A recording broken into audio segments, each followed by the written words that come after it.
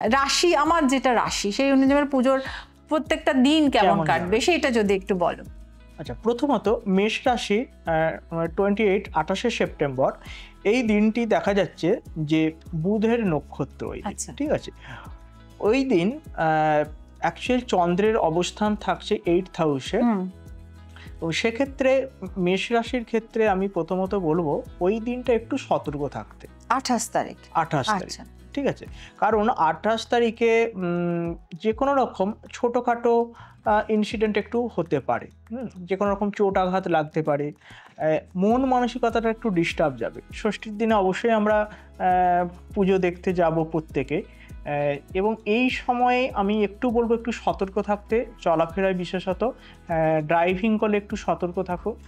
আর বিশেষত এই মন মানসিকতাটা একটু ডিস্টার্ব যেতে পারে, একটু অফ মুড হয়ে যাওয়া, এই ধরনের একটু সংযোগ দেখা যাচ্ছে।